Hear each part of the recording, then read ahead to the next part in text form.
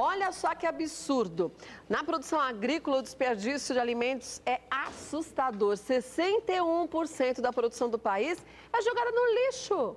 Gente, é um absurdo isso. Seja bem-vinda, Aline. Obrigada, Kátia. É um prazer estar aqui. Prazer é nosso. 60% de tudo que é produzido no país vai ser jogado fora. Exatamente. Isso, obviamente, dividido em transporte, colheita, produção, o varejo, inclusive no consumidor, né? Somos líderes mundiais. Olha que dado mais bonito. Em desperdício de alimentos. Vergonhoso, né? Vergonhoso, com tanto brasileiro passando fome. Exatamente. O Brasil é o quarto maior produtor do mundo em alimentos e o sexto em subnutrição.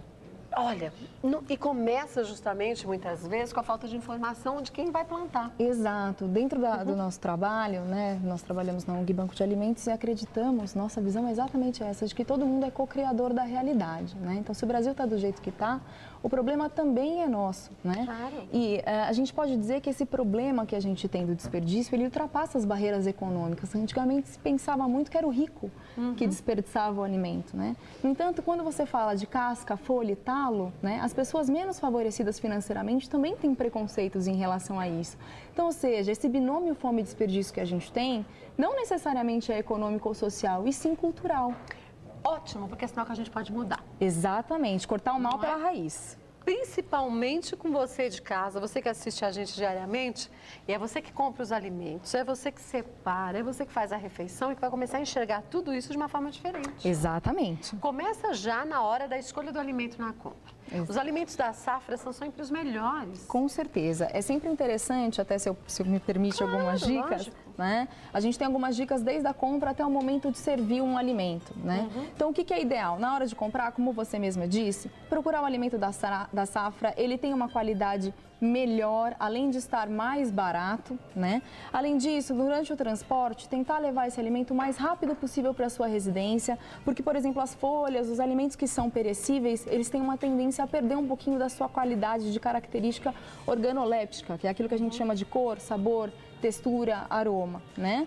Quando chegamos em casa, o ideal é guardar primeiro os congelados, depois os refrigerados, no caso dos hortifrutis, e por último os não perecíveis. Dessa forma você também está garantindo vida útil ao alimento, né? Se puder levar uma sacolinha térmica para os alimentos congelados. Sem dúvida. Porque a gente, repara, você sai do supermercado, ele está durinho. Quando você chega em casa, ele está principalmente com a parte superior e inferior amolecida. Exatamente. Ali a gente já tem uma contaminação grande de bactérias, né? Extremamente grande, né? A temperatura dos alimentos é muito importante para que a gente mantenha a integridade e a segurança do alimento, né? Inclusive no armazenamento dentro da nossa própria casa, né? Quando eu for armazenar, por exemplo, uma hortaliça, ou mesmo só o talo da hortaliça, utilizei a minha rúcula, sobrou meu talo, né? O que eu posso fazer com isso? Inúmeras preparações, mas eu não quero usar nesse dia. Como é que eu faço para guardar?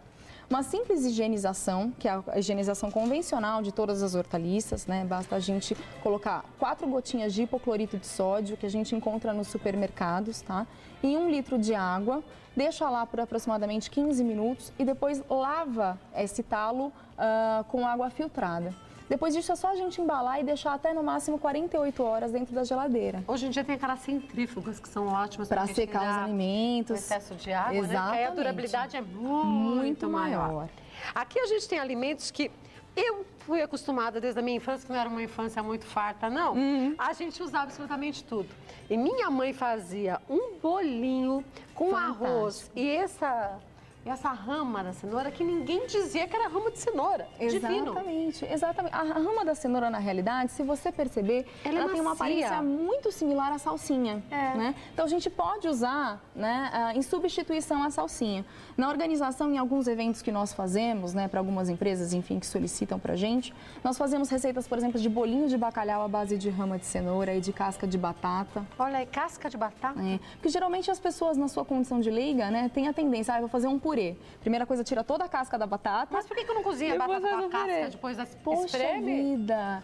Quando, na realidade, isso é um super benefício para o consumidor, né? Porque se a gente parar para pensar em aproveitamento integral dos alimentos, e a quantidade de benefício que isso tem, primeiro a gente está deixando de jogar comida no lixo, que seria totalmente própria para consumo, né? Milhares de pessoas dariam tudo para consumir aquilo que você está descartando, primeira coisa. Segunda, economia, né? A gente passou por um grande momento de crise, eu acredito que muita gente ainda não tem condições de dispensar mais do seu bolso, né? E com um único alimento a gente consegue fazer 5 preparações. diferentes, né? Exato, casca, folha, talo, semente e a polpa. A gente está jogando fora 4/5 do alimento para utilizar somente a polpa. A gente não está aqui com a melancia hoje, mas a melancia a gente pode aproveitar a casca. Totalmente. Até aquela parte branquinha e fazer um doce maravilhoso. Faz uma cocada excelente então, entre cascas de melancia. Ninguém diz que não é coco.